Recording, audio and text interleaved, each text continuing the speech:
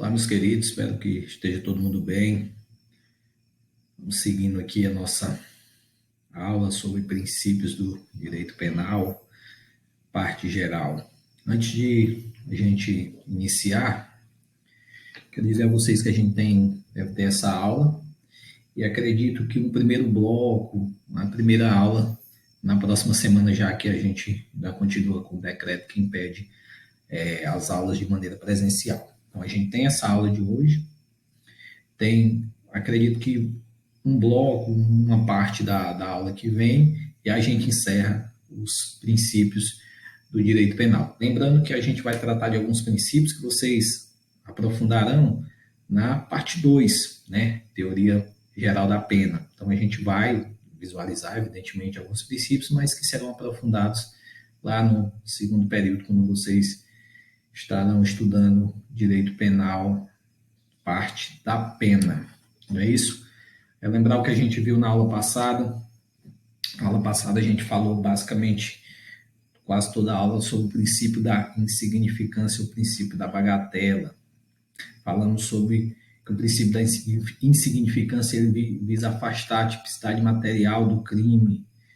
Ele através dos seus requisitos, a gente falou dos 4 requisitos, que é o MARE, né, mínima ofensividade da conduta, ausência de periculosidade social da ação, reduzido grau de reprovabilidade do comportamento e inexpressivo lesão ao bem. Então, os 4 requisitos do princípio da insignificância. Falamos que ele afasta a tipicidade material, ou seja, quando não há uma ofensa, quando não há uma lesão forte ao bem jurídico, em razão disso não é aplicado o direito penal, é afastado a tipicidade formal e a tipicidade conglobante, que a gente vai estudar mais na frente, que é dividida em tipicidade material e antijurídica ou antinormativa, como alguns doutrinadores gostam de falar.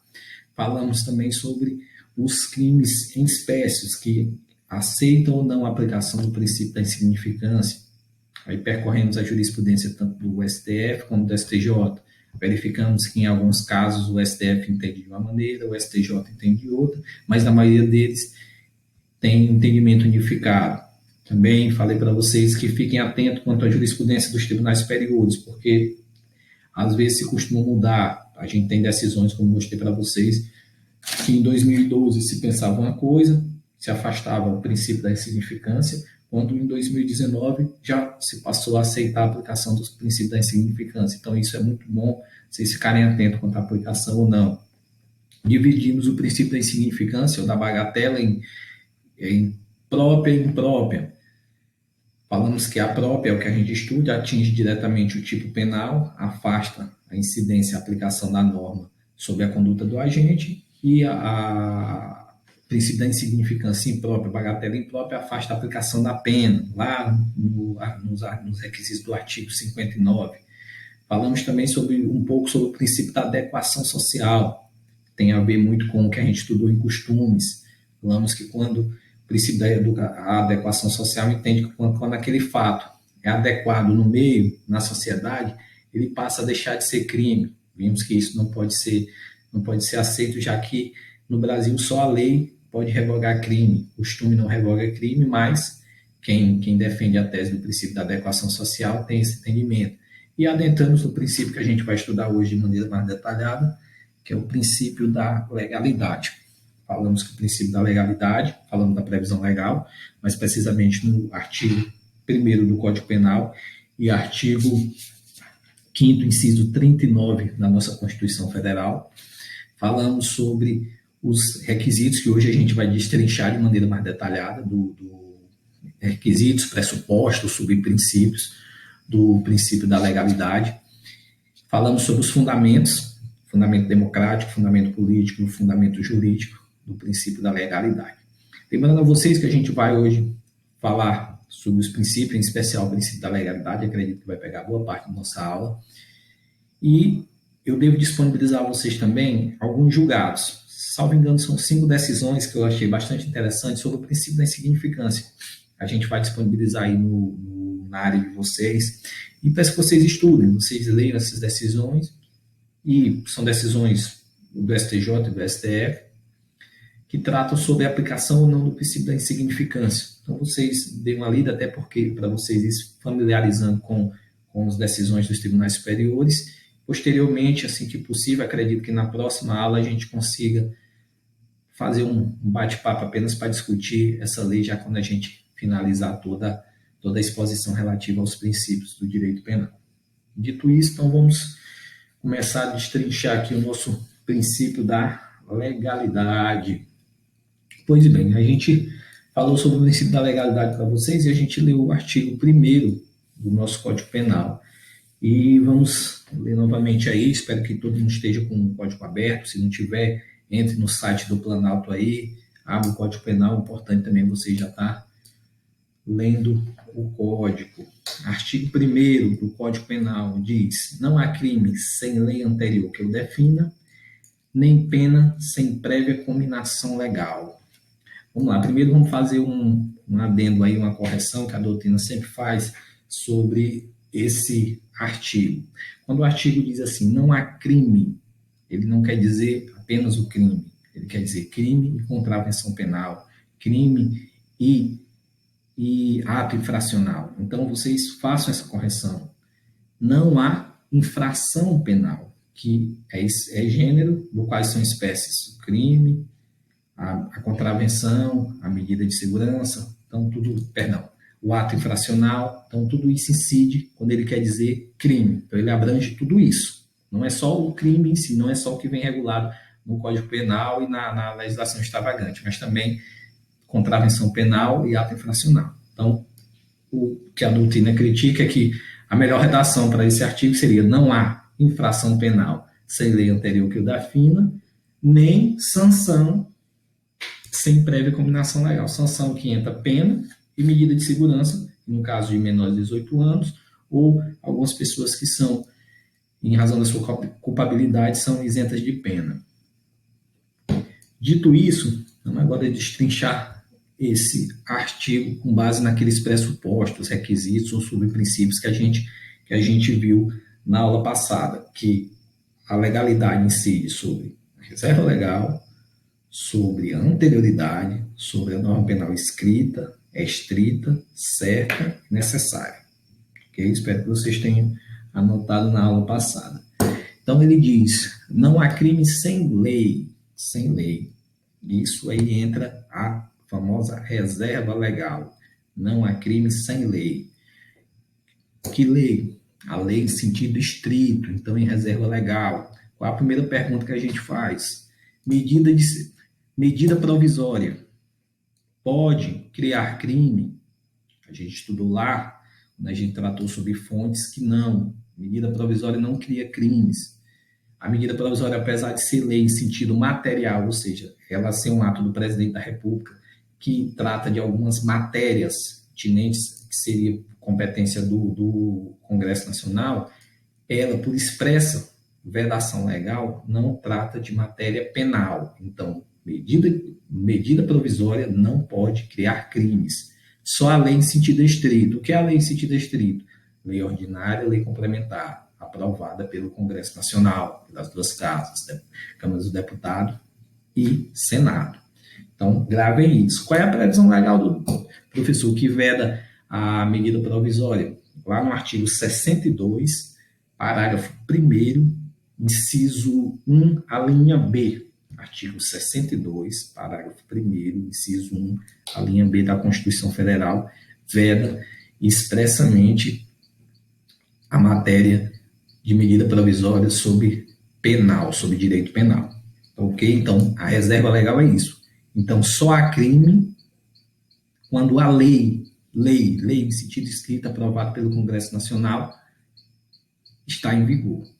Fora isso, não há crime. Costume não cria crime, medida provisória não cria crime, lei delegada, decreto, não. Só a lei em sentido formal. Então, o primeiro pressuposto do princípio da legalidade é isso. Reserva legal, só a lei pode criar crimes. Vocês lembram lá da nossa aula sobre fontes. E essa lei, não há crime sem lei anterior. Outro subprincípio, outro pressuposto que trata sobre o princípio da legalidade. Então, Não há crime sem lei, e essa lei deve ser anterior. Anterior o quê? É um fato. Eu praticar um ato hoje, que não existe uma lei regulando esse fato como crime, eu não posso responder se posteriormente vier uma lei a ser criada. Então, o fato praticado tem que haver uma lei anterior para que eu possa ser punido como crime. Então, é isso, entenda. Primeiro, não há crime sem lei. Então, só se estiver uma lei pode ser considerado como crime. Segundo, essa lei tem que ser anterior ao fato. Então, se eu utilizar uma roupa branca e a partir de amanhã essa vinha uma lei dizendo que usar roupa branca durante o ano novo é crime, eu só vou responder posterior à promulgação dessa lei, nunca anterior. Essa lei não vai atingir fatos anteriores. A gente vai estudar mais detalhado à frente essa questão da lei penal no tempo, como ela age anteriormente, posteriormente, mas a princípio você tem que saber disso. Não há crime sem lei anterior que o defina. Terceiro requisito, falamos da reserva legal, falamos da anterioridade, falamos de lei penal escrita, ou seja, a lei deve ser escrita, deve ser regulada, não o costume. Então, aquele sentido de obrigatoriedade pelo fato de eu estar praticando atos de maneira repetitiva não incide sobre matéria penal. Então, o costume não cria lei penal. Só crime só pode ser criado por lei. Isso dentro do princípio da legalidade. Então, a lei tem que ser escrita. Escrita. É importante vocês terem em mente. A lei tem que ser feita pelo Congresso Nacional, com base na reserva legal, lei penal em sentido estrito. Ela tem que ser anterior e ela tem que ser escrita. E a lei penal também tem que ser estrita. Estrita. Vocês lembram que a gente tratou lá do princípio da intervenção mínima.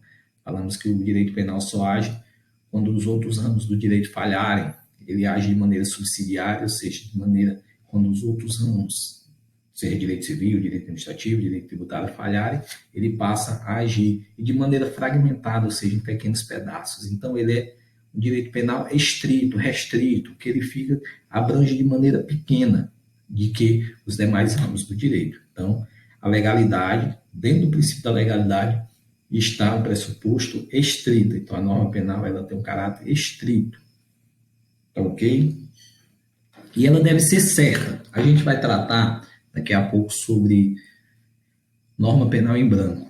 Norma penal em branco, eu até tratei para vocês, dei um exemplo sobre a lei hoje 11.343 de 2006, que é a lei que trata sobre drogas.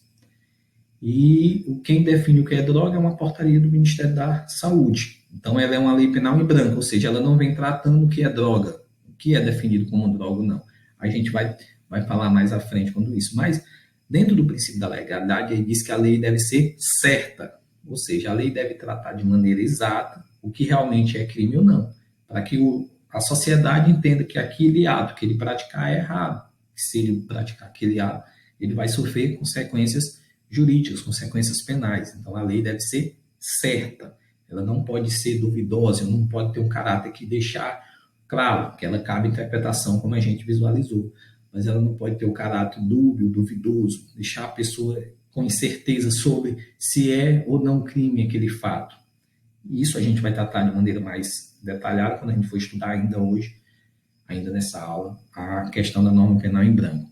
E a lei penal, dentro do princípio da legalidade, deve ser necessária. Ou seja, eu só posso ir voltando lá no princípio da intervenção mínima, a lei deve ser necessária para aquele ato. Eu não posso pegar a lei e banalizar, tratar ela de maneira sobre qualquer fato, só o fato de maneira grave, que atinge meios jurídicos essenciais ao nosso convívio. Então, a lei penal deve ser necessária. Então, é isso. O princípio da legalidade, ele exige uma lei anterior, escrita, estrita, necessária e certa. Dentro desses pressupostos, nós temos o princípio da legalidade tratado no direito penal, lá no artigo 1º do Código Penal e no artigo 39 da nossa Constituição Federal.